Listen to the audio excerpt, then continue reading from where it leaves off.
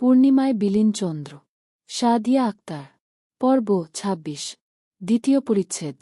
মানুষ বলে চোখের পলকে দিন যায়, তেমনটা বর্তমানে পুণ্যের কাছে মনে হচ্ছে না। সে পারে না যে এই মুহূর্তে গ্রামে চলে যায়। তার সব ভালো লাগলেও চন্দ্রকে ভালো লাগছে না।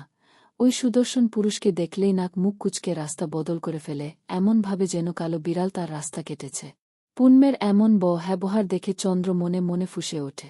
এই তো সেদিন পুনম মাত্র নিজেদের বাড়ি থেকে এই বাড়িতে ঢুকেছে, তার পিছু চন্দ্র ধুকল। চন্দ্রকে দেখেই থেমে যায় পুনম।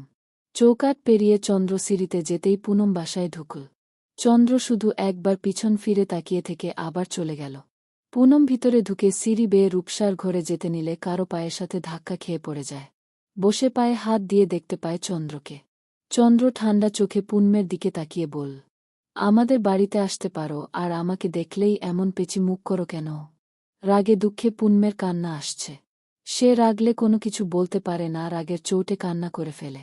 চন্দ্র তা দেখে ঠোঁট বাঁকিয়ে হেসে পুণ্যের সাইড কেটে যেতে নিলে পুনম খপ করে চন্দ্রের আঙ্গুল ধরে জোরালো একটা কামড় দেয়। চন্দ্র শান্ত চোখে আঙ্গুলের দিকে তাকায়। ফের বলে, এই যে কামড়া কামড়ি করে আমাকে কন্ট্রোললেস করছ, আমি যদি শুরু করি তখন তোমার বাপ চাচা জেঠা ৩ গোষ্ঠী জেনে যাবে। পুনম খায়েশ মিটিয়ে কামড় দিয়ে চলে গেল। চন্দ্রর কথার জবাব দিল না। তার বাবা বলেছে চন্দ্রর সাথে কথা না বলতে, সে বলেনি, তবে উচিত শিক্ষা দিয়েছে। চন্দ্র পুণ্যের যাওয়ার দিকে তাকিয়ে কামড় দেয়া আঙ্গুলখানা দেখে মুচকি হেসে গভীর চুমু খায়। আঙ্গুলের দিকে তাকিয়ে বলে, তুই লাকিরে, আমার জোহরার সর্বপ্রথম ছোঁয়া তুই পেলি। ফের বিড়বিড় করে বলল, এটা চন্দ্র আজ রাতে আবার বিচারে বসার প্রস্তুতি নিয়ে নেয়। চন্দ্রের মনোভাব সত্যি করে এবার ৪ জন চন্দ্রকে নিয়ে বিচারে বসে। তবে এবার চন্দ্রের পক্ষে থাকে মিরাজ সাহেব। তবে বিচারের মাঝে এবারও কামরুল সাহেব চন্দ্রের গালে গাদাম গাদাম ২টা দিতেই চন্দ্র বলল, আব্বু, আজকের বিচারে একটা চোর বেশি পড়ে গেল না? চোরের ডোজটা ধীরে ধীরে বাড়াও।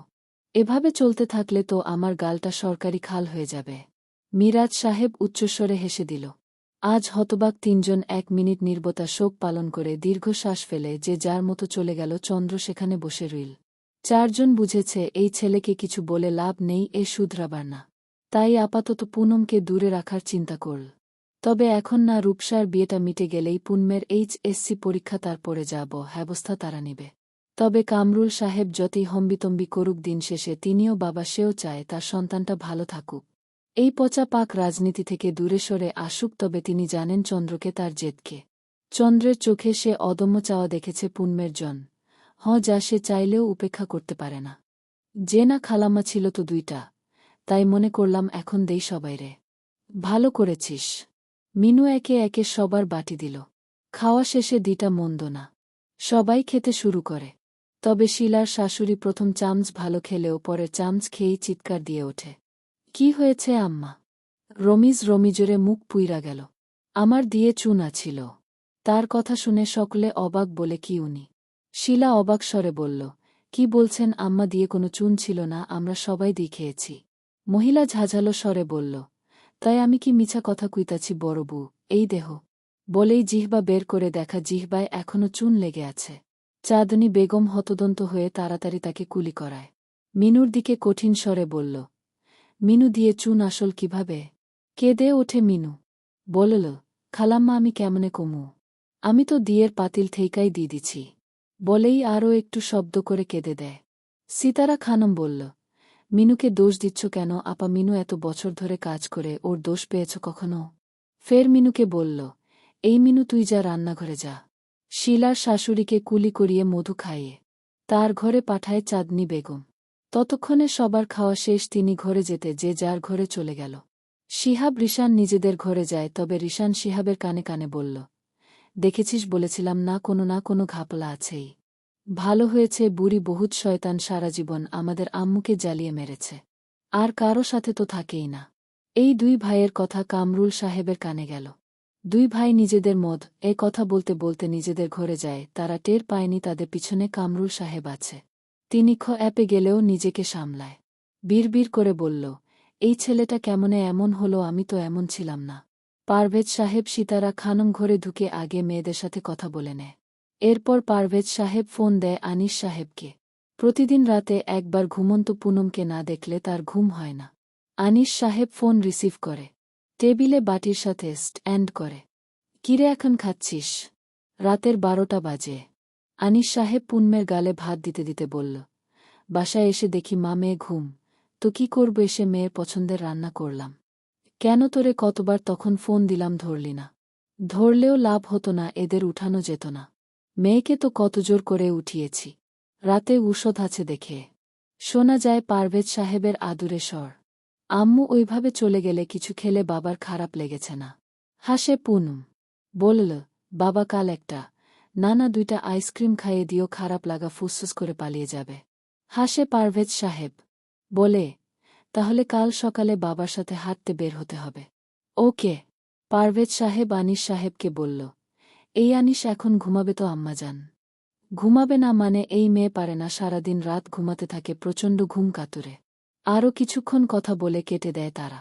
খাওয়া শেষ করে আনিস সাহেব রেশমা বেগমকে জিজ্ঞাসা করল, ওই বাসা থেকে এসে পড়লে কেন? আমতা আমতা করে পুনমের দিকে তাকিয়ে বল, মেয়ের খারাপ লাগছিল, সারাদিন হুইহুল্লোড় করেছে না তাই। ঠিক তখনই আবার পারভেজ সাহেবের ফোন আসল। ভ্রু কুঁচকে গেল আনিস সাহেবের ফোন ধরতেই পারভেজ সাহেব বলল, আনিস তাড়াতাড়ি আয়, শিলার শাশুড়ি ডায়রিয়া হয়েছে। চলবে। পূর্ণিমায় বিলীন চন্দ্র। সাদিয়া আক্তার। পর্ব 27। দ্বিতীয় পরিচ্ছেদ। শিলার শাশুড়িকে ইমার্জেন্সিতে ঢুকানো হয়েছে। সেখান থেকে ডিউটি ডক্টর দেখে ভর্তি করার কথা বল। শিলার শাশুড়িকে ভর্তি করিয়ে দিতেই দ্রুত ট্রিটমেন্ট শুরু করল। প্রাথমিক চিকিৎসা আগেই দিয়েছে। সকল কার্যক্রম শেষে রমিজ বলল, সকলে চলে যাও, আমি আছি। কাল আবার রূপসার শ্বশুর বাড়িতে যেতে হবে। কেউ অমত করল না, সারাদিন বিয়ে দৌড়াদৌড়িতে রেস্ট কেউ নিতে পারেনি। সকলে চলে গেলেও থাকল শিলা। চাঁদনী বেগম তাকে রেখে দিল, শিলা এমনিতে থাকত। পুরো হাসপাতাল নিস্তব্ধ, কেউ নেই। ডাবল বেড কেবিনের এক বেডে শিলার শাশুড়ি, আরেক পাশে রমিজ সাহেব ও শিলা বসে আছে। ঝিমাতে থাকা শিলার দিকে তাকিয়ে রমিজ সাহেব বলল, তুমি ঘুমাও। শিলা তাকায় স্বামীর দিকে, নিশ্চুপ থাকল, কিছু বল না। রমিজ সাহেব দীর্ঘশ্বাস ফেলে বাইরে গেল, আবার এলো হাতে 1 টাইম কাপের 2 কাপ কফি নিয়ে। একটা শিলার হাতে ধরিয়ে দিয়ে নিজে আরেকটিতে চুমুক দিয়ে বলল, আম্মার উপর রেগে থেকো না। সে তাকে বলতে না দিয়ে শিলা বলল, উনি মুরব্বী মানুষ, তার উপর আমি রেগে নেই। বিশেষ করে তার বিপদে তো আরও থাকব না। রমিজ সাহেব বলল, আম্মা আদিমকালের ভাবনা। ওনার আদিমকালের ভাবনা আমি বিগত 30 বছর ধরে করতেছি শিহাবের আব্বু। এটা উনার জানা দরকার যে উনি ভুল, তবে তুমি তাকে সেটা উপলব্ধি করাও না, অথচ আমি কিছু বলতে গেলেই আমাকেও চুপ করিয়ে দাও। বর্তমানে আমার ছেলেরা বড় হওয়ার পর তার ঊর্ধ্বতা একটু কমেছে। তার সকল কাজে তুমি প্রশ্রয় দিয়েছ। সে মা বলে যে তার সকল ভুল গ্রহণ করা হবে, এমন তো কোথাও নিয়ম নেই। থেমে গেল শিলা। আবার বলল, যাই হোক, তুমি একটু না ঘুমাতে পারলে তোমার আবার প্রেশার হাই হয়ে যাবে। রমিজ সাহেব দ্বিরুক্তি করলেন না, চুপচাপ শুয়ে একপাশে জায়গা দিয়ে বলল, তুমিও ফাঁকা অংশের দিকে তাকিয়ে ফের না করে দিল। কথা বাড়ায় না কেউই। রমিজ সাহেব চোখ বন্ধ করে শিলা শাশুড়ির পাশে টুলে বসে তার হাতের কাছে মাথা রাখে। সকালবেলা কামরুল সাহেব ও পারভেজ সাহেব গিয়ে শিলার শাশুড়িকে দেখে আসে। তখন রমিজ সাহেবের ছোট ভাই গিয়ে তাদের বাসায় পাঠিয়ে দেয়। যেহেতু আজ বিকালেই ছেড়ে দিবে, তাই কেউ থাকল না। রূপসার রিসিপশন রাতে হবে, তাই সকলেই একটু টাইম পেল। 2 ভাই হাসপাতাল থেকে বেরিয়ে চন্দ্রকে ফোন দিল। বাজার কত দূর এগিয়েছে? খাসি কেনা বাকি আসছি কিনে। তারা বাসায় পৌঁছে যায়। বাসায় পৌঁছে দেখে মহিলারা পিঠাপুলির আয়োজন করে ফেলেছে। বিকালের দিকে সকলে রূপসার শ্বশুর বাড়ির উদ্দেশ্যে বের হয়। আনিস সাহেব স্ত্রী সন্তান নিয়ে নিজের গাড়িতে যাবে। পারভেজ সাহেব নিজের মতো, কামরুল সাহেব ও মিরাজ সাহেব একসাথে যাবে, চন্দ্ররা নিজেদের মতো যাবে।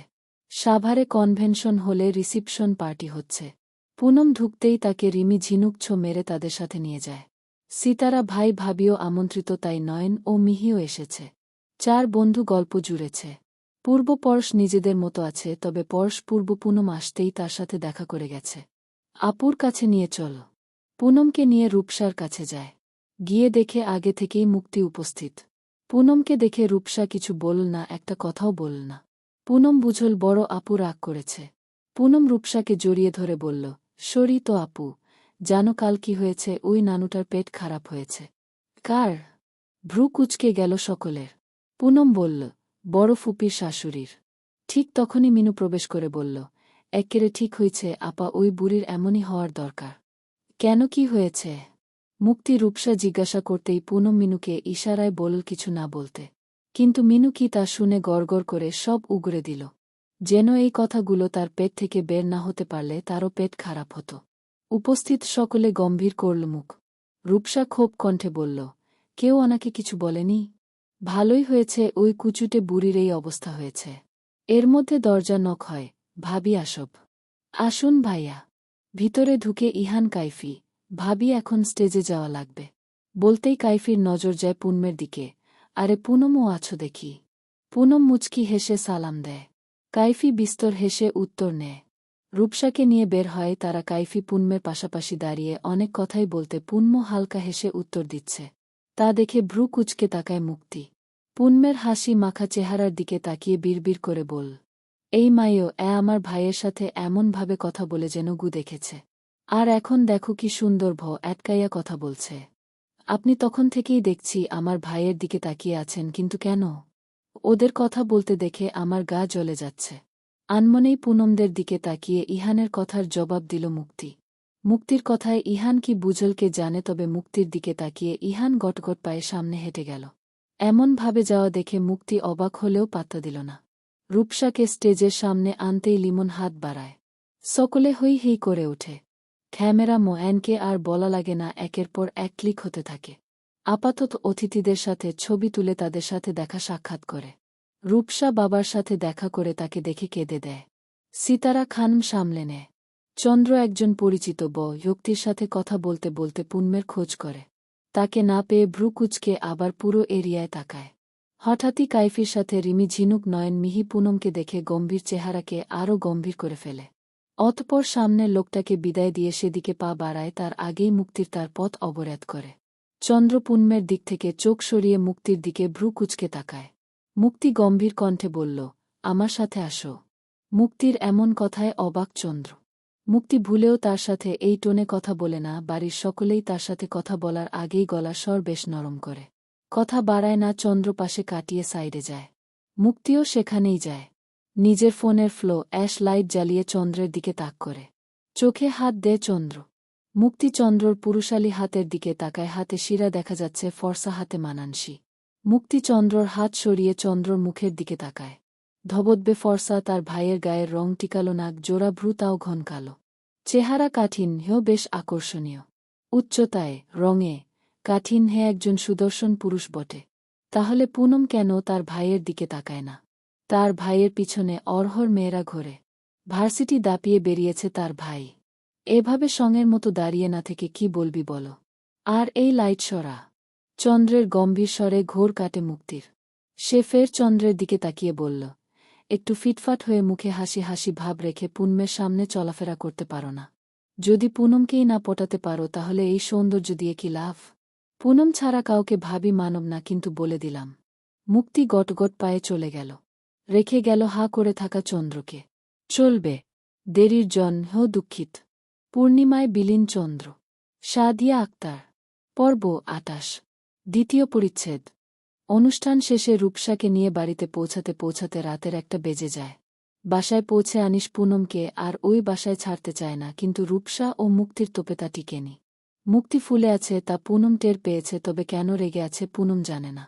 রূপসার ঘরে লিমন ও রূপসা থাকবে, আর মুক্তির ঘরে পুনম ও মুক্তি থাকবে। সকলে যে যার ঘরে চলে গিয়েছে। যদিও নতুন জামাইয়ের আপ্যায়ন করতে চেয়েছিল সিতারা খানম, চাঁদনি বেগম, নিপা বেগম, তবে লিমন কঠোরভাবে না করে দিয়েছে। তাই সবাই যে যার মতো শুতে চলে গিয়েছে। পুনমকে নিজের ঘরে হাত ধরে নিতে থাকে। পুনম মুক্তির ধরা হাতের দিকে তাকায়। এই হাতটা মুক্তি আপু সেই অনুষ্ঠানে থেকে ধরে আছে, এখনও ধরেই আছে। পুনমের মনে পড়ে। চন্দ্রের থেকে কথা বলে এসেই মুক্তি সোজা পুনম ও কাইফির মাঝে দাঁড়ায়। পুনম অবাক হয়, কাইফি ভরকে গেলেও জোরপূর্বক হাসে। মুক্তিকে বলল, কিছু বলবে মুক্তি? মুক্তি কাইফির কথার জবাব না দিয়ে পুনমের হাত ধরে টেনে নিয়ে যেতে থাকে। আরে আরে, পুনমকে নিয়ে কোথায় যাচ্ছেন? মুক্তি থামে, কাইফির দিকে তাকিয়ে আবার নিজের মতো নিয়ে যেতে থাকে। কাইফি অবাক চোখে চেয়ে থাকে। তখনই ওর পিছনে থেকে কাঁধে কেউ টোকা দেয়। কাইফি ফিরে দেখে রিশান। রিশান নিজের চুল এক ব্রাশ করতে করতে বল, ও আর থামবে না। চন্দ্রর বনি তো চন্দ্রের মতোই নিজের দাবিতে সলানা। মানে? মুখ বাঁকিয়ে চলে যায় রিশান। রিশানের যাওয়ার দিকে তাকিয়ে কাইফি বিড়বিড় করে বল, আজব ফ্যামিলি। সেই পুনমের হাত ধরে টেনে নিয়ে আসে মুক্তি, সেই হাত এখন পর্যন্ত ছাড়েনি। পুনমকে সাইটে বিছানা ঠিক করে দিয়ে বলল শুয়ে পড়তে। পুনম কতক্ষণ মুক্তির দিকে তাকিয়ে থেকে বল, কি হয়েছে আপু? এমন করছো কেন? আমি কি করেছি? পুনমের প্রশ্নে যেন মোটকা গরম হলো মুক্তির। তেরে এসে আঙ্গুল উঁচু করে পুনমের দিকে তাক করে বলল, কি হয়েছে? আমাকে জিজ্ঞাসা করছিস কি হয়েছে? নিজে কি করেছিস জানিস না? এত কি খাইফি না কাইফির সাথে? শোনো পুনম, আমি যেন তোকে ওই কাফিরের সাথে কথা না বলতে দেখি। আপু কাইফি কাফির না। আমি তো কাফির কমু। কত বড় সাহস আমার ভাইকে উপেক্ষা করে। শেষের কথাটা বিড়বিড় করে বলল মুক্তি। পুনম কিছু বুঝল না। মুক্তি নিজেকে শান্ত করে পুনমকে বলল, এখন ঘুমা, ঘুম পাড়িয়ে দাও। মুক্তি হেসে ফেলে, এই মেয়েটা এত আদুরে কেন? রাগ করে থাকা যায় না। ফজরের পরপর বাড়ির মহিলারা কাজে নেমে পড়েছে। রেশমা বেগম ও এসে হাতে হাতে এগিয়ে দিচ্ছে। চাঁদনি বেগম মিনুকে পেঁয়াজ কাটতে দিয়ে রেশমাকে জিজ্ঞাসা করল, রেশমা তুই এখনো রেগে আছিস? বোন রেগে থাকিস না। চাঁদনি বেগমকে হাত ধরল রেশমা বেগম বল, উহু রেগে নেই আপা, রেগে থাকব কেন? উনি মুরুব্বি মানুষ, ওনার কথা ধরিনি আমি। আমি জানি আমার মেয়ে কেমন। থেমে আবার বল, শিলা আপা আসেনি। আসবে দুপুরে, ওর শাশুড়ির সব গুছিয়ে দিয়ে। ওর যা কাল রাতেই চলে গেছে। এবার অন্য কথা হয়। রমণীরা কথা শেষ করতে করতে সকালের ব্রেকফাস্ট তৈরি শেষ করে। সকালে 10টায় ঘুম থেকে উঠে সবাই। রিশান শিহাব বাসা থেকে এসে পড়েছে ততক্ষণে। মামি চন্দ্র কই? দুই ভাই দৌড়ে আগে চন্দ্রের রুমে গিয়ে তাকে না পেয়ে বল। চাঁদনি বেগম সহ সকলে ওদের হাঁপাতে থাকা দেখে অবাক হয়। কামরুল সাহেব বাইরে থেকে এসে বলল, চন্দ্র কই? ভাইজান চন্দ্র ঠিক আছে, চট্টগ্রামে পৌঁছাতে আর 1 ঘন্টা লাগবে। মালের শিপ আটকে গেছে, এজন্য। নতুন কাস্টমস অফিসার এসেছে তো তাই ঝামেলা হয়েছে। গম্ভীর হয় কামরুল সাহেব। পারভেজ সাহেবের উদ্দেশ্যে বলল, আমি 1000 বার বলেছি কোনো নির্ভেজালব হ্যাপসা করো, আর না হলে জাহাঙ্গীরনগর বিশ্ববিদ্যালয় থেকে লেকচারারের অফার এসেছে, সেটা কর না। এই গোয়ার ছেলে নিজের মর্জি মতোই চলে।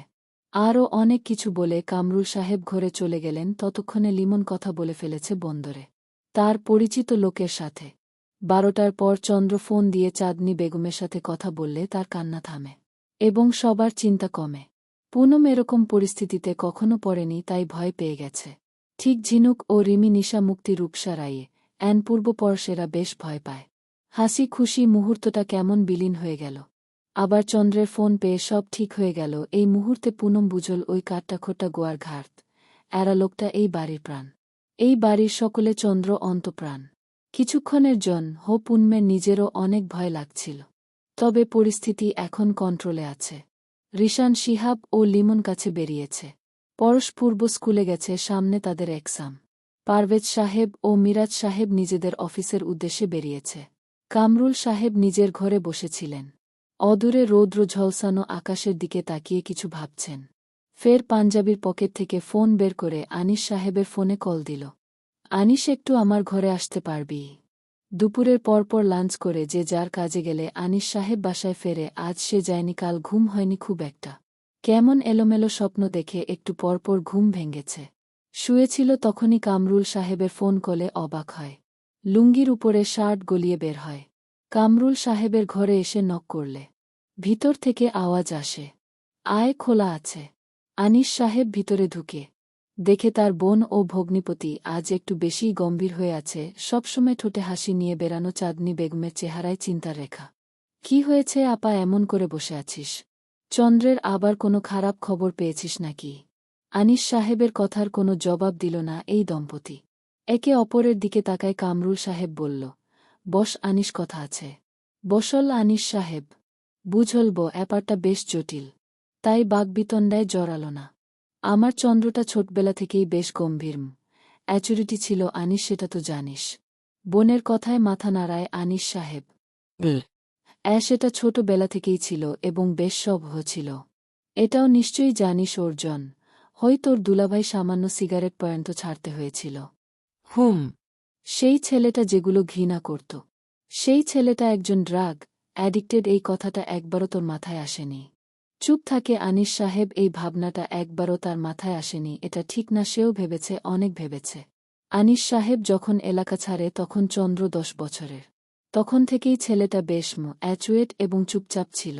তবে যখন বাবা মায়ের সাথে তাদের গ্রামে গিয়েছিল তখন চন্দ্রকে কোকেন শুকতে দেখে বেশ অবাক হয়েছিল আনিস সাহেব। এবং তিনি দেখল তাকে দেখেও চন্দ্রের কোনো রাখথাক ছিল না। এরপর থেকেই একটু বিদ্রূপ জন্ম নেয় তার মনে। তিনি ভেবেছিলেন দুলাভাইয়ের টাকার জোরে ছেলেটা নষ্ট হয়ে গেছেন, তবে তিনি এটাও জানতেন তার বোনের শিক্ষা কখনো বিফলে যেতে পারে না। আনিস! কামরুল সাহেবের ডাকে ভাবনাচ, উতো হয় আনিস সাহেব।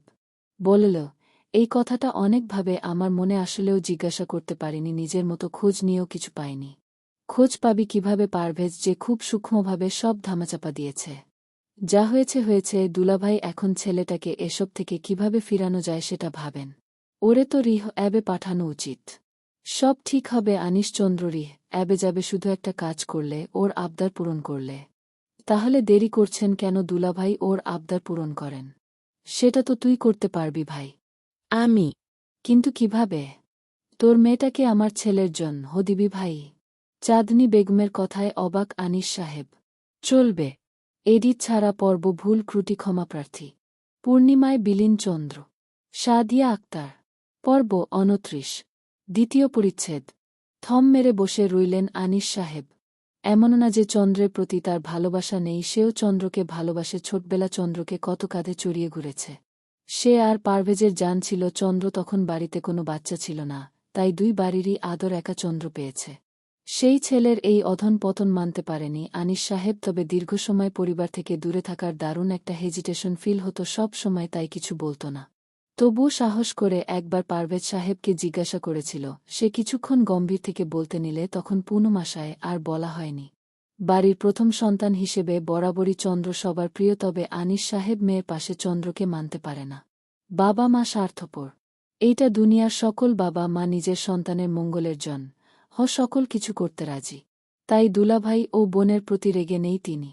তবে বরাবরই পুণ্যের পাশে চন্দ্রকে মানতে পারেন না আনিস সাহেব। কিছু বল আনিস। আমার ছেলেটা একদম ভালো হয়ে যাবে, আমি জানি আনিস মাতো। তা হয় না আপা, আমার মেয়েটা চন্দ্রকে খুব একটা পছন্দ করে না। আর দ্বিতীয় কথা, আমি কাউকে কথা দিয়েছি। আনিস সাহেবের কথায় অবাক হয় কামরুল সাহেব ও চাঁদনী বেগম। চাঁদনী বেগম অবাক স্বরেই বলল, কাকে?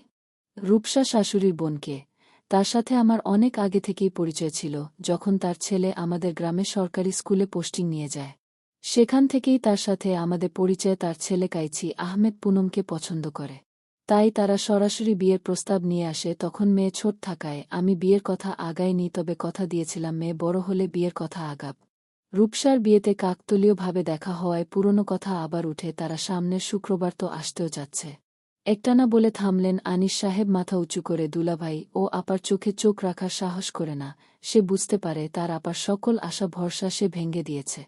আনিস সাহেব মানতে বাদ। সেও পুনমকে নিয়ে চন্দ্রের পাগলামি দেখেছে। তবে ওই যে একটা জায়গায় আটকানো চন্দ্রে নেশা করা, এছাড়া আর কোনো ত্রুটি নাই ছেলের। আমি আসি আপা।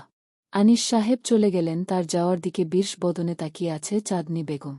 তার মানিককে কি তার বুকে আবার ফিরানোর কোনো রাস্তা নেই? তাদের শেষ সম্বলটুকু ও আজ নিঃশেষ হল।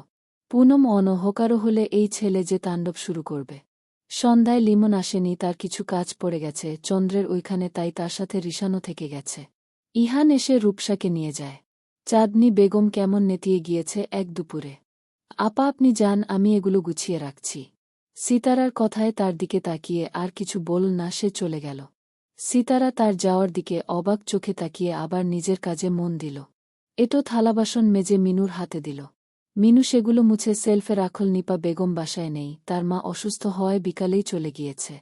কাজ শেষে মিনুকে ঘুমাতে বলে রান্নাঘরের লাইট নিভিয়ে ঝিনুক রিমির ঘরে উকি দেয়। তাদের ফোন টিপতে দেখে ফোন রেখে ঘুমাতে বলে চলে আসে।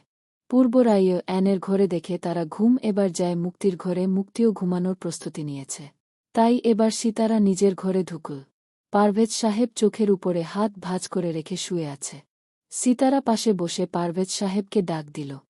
ঘুমিয়ে গেছেন? পারভেজ সাহেব চোখ থেকে হাত সরিয়ে সিতারার দিকে তাকায়। সিতারা বলল, সন্ধ্যা থেকেই আপাকে কেমন চিন্তিত দেখলাম চন্দ্রের বিষয়ে মনে হয়। উঠে বসে পারভেজ সাহেব দীর্ঘশ্বাস ফেলে বললেন, চন্দ্র পুনমকে পছন্দ করে, তার কথা বলতেই আনিসকে বিকালে ডাকিয়েছে। তো আনিস ভাই কি বললেন? অবশ্য না করতেই পারবেন না, আমাদের চন্দ্র তো লাখে একটা। আনিস না করে দিয়েছে। অবাক হয় সিতারা খান। পারভেজ সাহেব বল, চন্দ্র ড্রাগ অ্যাডিক্টেড, এজন্য সে রাজি হয়নি।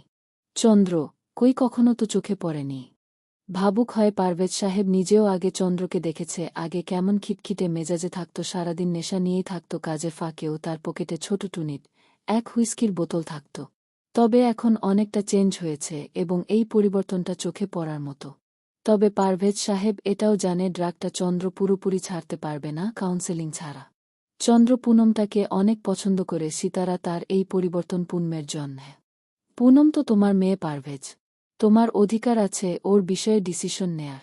গম্ভীর হয় পারভেজ সাহেব। গম্ভীর স্বরেই বল, আজকে বলেছ ফের যেন তোমার মুখে আমি এই কথা না শুনি। পুনমের বায়োলজিক ফাদার আমি হলেও তাকে নতুন জন্ম দিয়েছে আনিস, তাই আনিসের অধিকার বেশি। সিতারা আর কিছু বলার সাহস করে না, মাথা নাড়িয়ে চুপচাপ শুয়ে পড়ে। পারভেজ সাহেব ও শুয়ে পড়ে। রাতের আধারে হোটেলের ছাদে বসে আছে তিনজন পুরুষ। লিমন বীরসবোদনে বসে আছে। শালা তোমাদের আজ নতুন বউ রেখে এই ছাদে তোমাগো লগে সময় কাটাইতে হচ্ছে। লিমন ভাই, আপনি তো নতুন বউ রাইখা আইছেন, আমি তো নতুন গার্লফ্রেন্ড রাইখা আইছি। আপনেগো বিয়ার উপলক্ষে এই সুযোগে একটু যাই পটাইতে পারছি। এখন এখানে আইসা নেটওয়ার্কের কারণে ওই গার্লফ্রেন্ডের লগে কথা কইতে পারি নাই, তাই রাগ কইরা আছে। আয় ভাই, দুইজন জরাজরি কইরা কান্দি কতক্ষণ।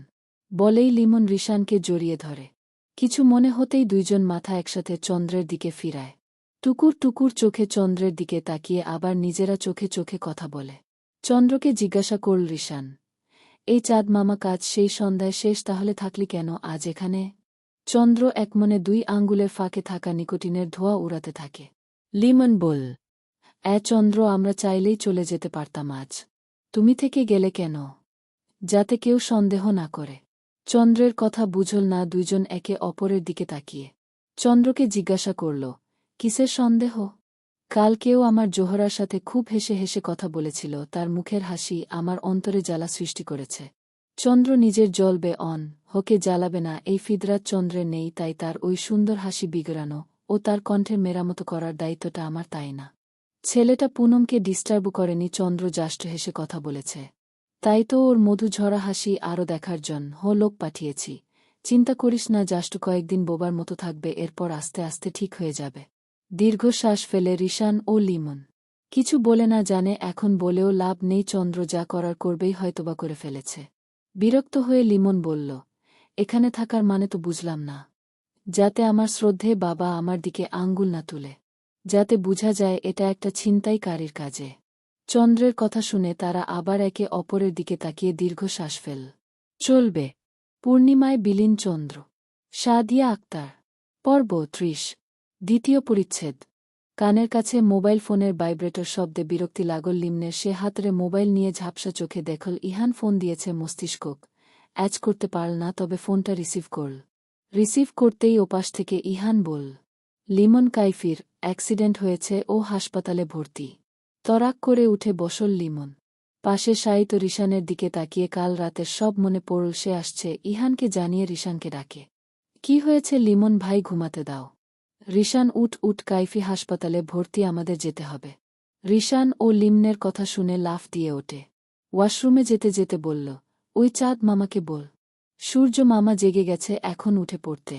লিমন চন্দ্রকে ডাকার আগেই চন্দ্র ঘরে ঢুকে লিমনকে বলল, লিমন ভাই রেডি হও, ১ ঘন্টা পর আমাদের ফ্লাইট। লিমন দেখল চন্দ্র ফুল রেডি, গোল গলার কালো টি শার্টের উপর লেদারের জ্যাকেট জড়িয়েছে। তুমি তো ফুল বাবু সেজে বসে আছো, আমাদের আরেকটু আগেই ডাকতে পারতা। সেটা ইহান ভাই করে ফেলেছে, আমার দরকার নেই। দীর্ঘশ্বাস ফেলে লিমন বাথরুমের দরজা ধাক্কাতে ধাক্কাতে রিশানকে দ্রুত করতে বল। বের হল না। রিশান নিজের মতো সময় নিয়েই বের হল। এত ধাক্কানোর কি আছে লিমন ভাই? শালা তোর কোষ্ঠকাঠিন্য আছে নাকি যে বাথরুমে ঘন্টার পর ঘন্টা লাগাস? এটা মানুষ ফুরুত করে যাবি আর শুরুত করে আসবি, সেটা আমার হয় না। বলেই চন্দ্রের দিকে তাকিয়ে বলল, এটা তুই সেজে গুজে বসে আছিস, আগে থেকে বলবি না যে কখন যাবি? চন্দ্র নিজের মতো ফোনে ব্যস্ত। রিশান রেডি হতে হতে লিমন আসে। তিনজন একসাথে রেডি হয়ে চলে যায় এয়ারপোর্টের উদ্দেশ্যে। চন্দ্ররা হাসপাতালে পৌঁছে দেখে ফাতেমা আক্তারের বুকে মাথা রেখে কেঁদে চলেছে কাইফির মা। আর কাইফির বাবা আনিস সাহেবের সাথে কথা বলছে। আনিস সাহেবের সাথে কথা বলতে দেখে চন্দ্রের ভ্রু কুঁচকে যায়। তাদের পাশ দিয়ে যাওয়ার সময় চন্দ্র ও আনিস সাহেবের সাথে এক দফা চোখাচোখি হয়। রূপসা এরকম কিভাবে হয়েছে? শান্ত স্বরে জিজ্ঞাসা করে চন্দ্র। চন্দ্রের কথা শুনে রিশান লিমন হা হয়ে তার দিকে তাকিয়ে আছে কেমন পাল্টিবাজ ছেলে। বাড়ির সকলের সাথে পুনমকে দেখে বিশেষ পছন্দ হল না চন্দ্রের, তবুও কিছু বলল না। ডাক্তার বের হল চেক আপ করে। লিমন এগোয়ে ডাক্তারের সাথে কথা বলতে, সাথে ইহান ও আছে। ভোকাল কর্ডে একটু সমস্যা হয়েছে, কিছুদিন কথা বলতে পারবে না। ঠিক হয়ে যাবে তো ডক্টর? হ্যাঁ, খুব একটা প্রবলেম হয়নি, ইনশাল্লাহ ঠিক হয়ে যাবে। আর হাতের ফ্র্যাকচার হয়েছে, ইনশাল্লাহ 1 সপ্তাহ পর প্লাস্টারটা খুলে ফেলব। ডাক্তার চলে যায়। কাইফির কাছে যায় সকলে। কাইফি ঘুম দেখে কেউ আর থাকে না, চলে যায়। শুধু থেকে যায় কাইফির মা কুসুম ও তার বাবা নজরুল সাহেব। চাঁদনী বেগম তাদের জন্য খাবার নিয়ে আসে। সবার মধ্যে থেকেও মুক্তির দিকে খেয়াল করল ইহান। সে কেমন হাসি খুশি ভাবে আছে। ইহান মুক্তির দিকে তাকিয়ে কিছু মিলানোর চেষ্টা করে, তবে পারে না। আবার মুক্তির মুখের এক্সপ্রেশন দেখে এই হাসি তো এই দুঃখী। কিছুক্ষণ থেকে সবাই চলে আসে বাড়িতে। বাড়িতে এসেই চাঁদনী বেগম ছেলের পিছনে পড়ে যায়। 2 দিন ছেলেটা বাসায় ছিল না, তার কাছে মনে হয়েছিল যেন কত বছর তার কাছে ছাড়া হয়েছিল। খাচ্ছে চন্দ্র তার পাশে বসে। চাঁদনী বেগম তার থালায় আরেক চামচ ভাত দিয়ে বলল, আব্বা বিয়ে করা লাগবে না, মেয়ে খোঁজ করা শুরু করে দেই। কপাল কুঁচকে চন্দ্র ভাতের লোকমা গিয়ে আবার নিচের দিকে ভাত মাখাতে মাখাতে উত্তর দেয়, করব তো, বিয়ের মতো ফরজ কাজ কেউ না করে নাকি? তবে হঠাৎ মেয়ে খোঁজার কথা উঠে আসল কেন? চাঁদনী বেগম আর কিছু বলার আগেই কামরুল সাহেব বলল, বিয়ে যেহেতু করবে মেয়ে তো খোঁজা লাগবেই। মেয়ে তো খোঁজাই, সেটা এই পরিবারের একটা সদস্য। জানে হঠাৎ মেয়ে খোঁজার পিছনে পড়লা কেন? চাঁদনী বেগম গম্ভীর স্বরে বলল, পুনমকে ভুলে যাও, ওকে তোমার বউ করে শুধু এই বাড়িতে আনার জন্য বলেছি, আর কিছু না। পুরো পরিবার চুপ করে রাতের খাওয়া শেষ করল। চন্দ্র কথা বাড়ায়নি, তার ধারণা সে না থাকায় কিছু একটা হয়েছে। রান্নাঘর থেকে নিপা বেগম বের হয়ে বলল, বড় আপা, আমার ভাইঝির বিয়ে ঠিক হয়েছে, কাল আমাদের সবাইকে দাওয়াত করতে কাল ভাই আসছে। সে তো ভালো কথা নিপা, তুই বরং লিস্ট কর কাল কি কি বাজার লাগবে, আমি দিলুকে দিয়ে আনিয়ে নিব। হু, হাসি মুখে জানায় নিপা বেগম। খাওয়া শেষে সবাই যে যার ঘরে চলে গেলেও 3 যা বাজারে লিস্ট করে ঘরে যায়। চাঁদনী বেগম ঘরে ঢুকতেই কামরুল সাহেব বলল, চন্দ্রকে পুনমের বিষয়ে জানানোর দরকার নেই। আমরা চন্দ্রের মেয়ে দেখা শুরু করি। তোমার ছেলে কতটা জেদি তুমি জানো না চন্দ্রের বাবা? তো কি বলছ এখন তোমাদের মা ছেলের আনিসের সাথে সম্পর্ক খারাপ করতে বলছ? বেশ জোরদার কণ্ঠে বলল কামরুল সাহেব। চাঁদনী বেগম গম্ভীর স্বরে বলল, ভাই আমার তো আমি বুঝু। বলেই কাঁথা টেনে শুয়ে পড়ে। কামরুল সাহেব দীর্ঘশ্বাস ছাড়ে পাশে শুয়ে পড়ে। 1 সপ্তাহ পর বাড়ির সামনে মিনি বাস দাঁড় করানো। আজকে সবাই নিপা বেগমের ভাইয়ের মেয়ে বিয়ে উপলক্ষে রওনা দিবে, কাল হলুদ পরশু বিয়ে। ঢাকা থেকে শুধু তারাই যাচ্ছে। মিরাজ সাহেবের বুদ্ধিতে সকলের একটা মিনি বাস নেয়া হয়েছে। আনিস সাহেব ও রেশমা বেগম বের হয়, তাদের দাওয়াত দেয়া হয়েছে রূপসার শ্বশুর বাড়িতেও, তবে সেখানে শুধু রূপসা, লিমন ও ইহান যাবে। পুনম তার একটা ব্যাগ নিয়ে আসে। চন্দ্ররা সবার ব্যাগ রাখছিল। ভাইয়া এই ব্যাগটা রাখেন। পুনমের কথা শুনে চন্দ্র পুনমের দিকে তীক্ষ্ণ চোখে তাকিয়ে বলল, তোমার এত ব্যাগ কেন, কয়দিনের জন্য যাচ্ছ? ভাইয়া এটা আমার না, মুক্তি আপুর। হুম। চন্দ্র ব্যাগটা রাখতেই পুনম চলে গেল। তবে যাওয়ার আগে চন্দ্রের দিকে আরেকবার তাকাল। মনে মনে ভাবল, এই করলা, আজ তার সাথে ভালোভাবে কথা বলল কেন? ফের ঠোঁট উল্টে বাসে উঠে পড়ে। সকলে বাসে উঠে যে যার নির্দিষ্ট জায়গায় বসে। ইহান, রিশান, শিহাব, চন্দ্র, পূর্বপরশ এরা সবাই পিছনে নিজেদের মতো আছে। হঠাৎই মিরাজ সাহেব বলল, এই চন্দ্র একটা গান ধর না বাবা, যাত্রাকালে একটু সুন্দর গান হলে মন্দ হয় না। মিরাজ সাহেবের কথায় সবাই তাল মিলায়। পুনম ও আগ্রহ চোখে তাকায় একপল পুনমের দিকে তাকিয়ে। চন্দ্র তার গিটার দেয়ার জন্য ইশারা করে। রিশান গিটার দিতে চন্দ্র সুর ঠিক করে গান ধরে। পথিক কয়, ভেবনারে ডুবে যাও রূপসাগরে, বিরলে জ্বলছে আগুন আর নেভে, একবার ধরতে পারলে মনের মানুষ, ছেড়ে যেতে আর দিও না। দেখেছি দেখেছি রূপসাগরে মনের মানুষ কাঞ্চা সোনা, দেখেছি রূপসাগরে মনের মানুষ কাঞ্চা সোনা। গান শেষ করতালি শব্দে মুখরিতে বাস। মিরাজ সাহেব বলল, এই সকলে রবীন্দ্রকলি খেলি, সকলেই একটা একটা করে রবীন্দ্রনাথের গান গাইবি। সকলেই রাজি হয়। মিরাজ সাহেব বলল, সোনা না দিয়ে গা। একে অপরের দিকে চায়, কেউ আর ন দিয়ে গান খুঁজে পায় না। হঠাৎই পুনম গেয়ে উঠল, না চাহিলে যারে পাওয়া যায়, না চাহিলে যারে পাওয়া যায়, তেয়া গিলে আসে হাতে। দিবসে যে ধন হারায়েছি আমি পেয়েছি আধার রাতে। তালির শব্দে চোখ খুল পুনম। তার সর্বপ্রথম চোখ যায় চন্দ্রের দিকে, যে তার দিকে তাকিয়েছিল। ওই চোখে চোখ মিলাতে পারে না পুনম, কিছু একটা তো ছিল। চলবে।